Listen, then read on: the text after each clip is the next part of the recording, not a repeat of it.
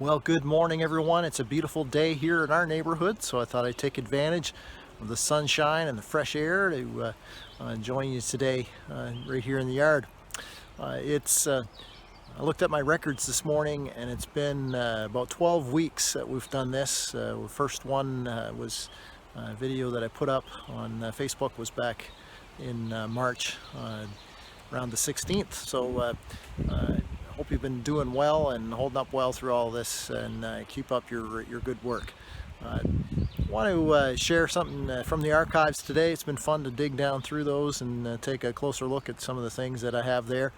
Here's a story that I'd love to tell, and I know lots of you have stories that you really love and you like to tell them over and over again. I'm no different. I have stories that I love to tell, and I love to tell this one over and over again. So here's one from the archives from a different time in a different place, and so I hope you enjoy it and that you have a great day today.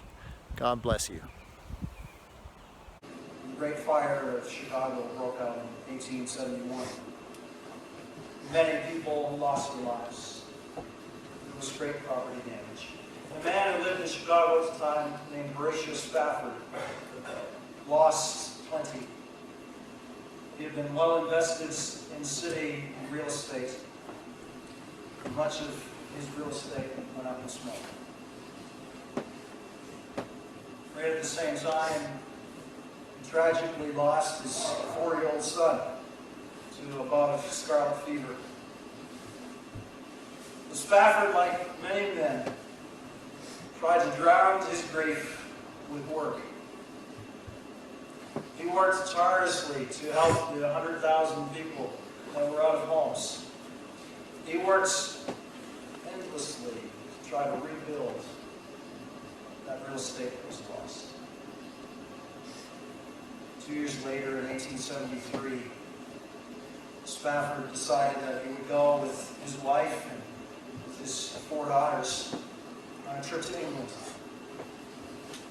They would go and share in some of the work that Dwight Moody and Ira Sankey were doing in England, as they had evangelistic meetings there.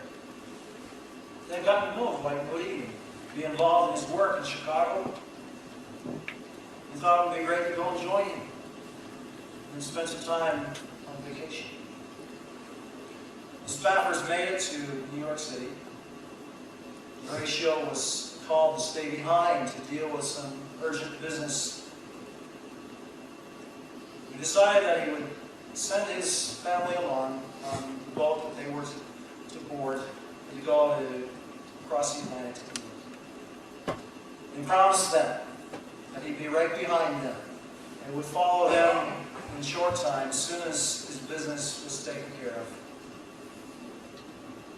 So Spafford's wife and his 4 daughters boarded the Build-A-Hare, and they set sail out of New York Harbor for England.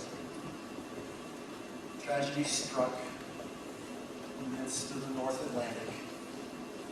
The Build-A-Hare went down. There was heavy loss of life. Only about 70 survived. Spafford's 4 daughters went down to a watery grave on that day. His wife was preserved, and when she arrived in England, she sent a simple telegram: saved alone. Spafford got on another ship, made his way to England to join with his grieving wife. And as he was traveling over that spot where the Build-A-Hare went down, the captain came to him and said, "This is about this place where the ship went down."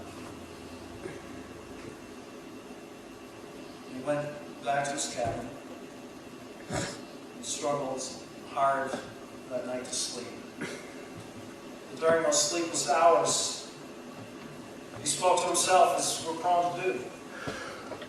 He spoke the words, "It is well. God's will be done."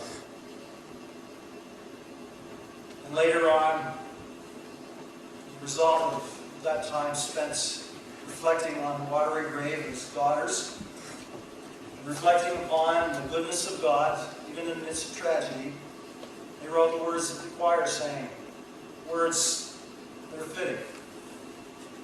When peace like a river attendeth my way, and sorrows like sea billows roll, whatever my lot, thou hast taught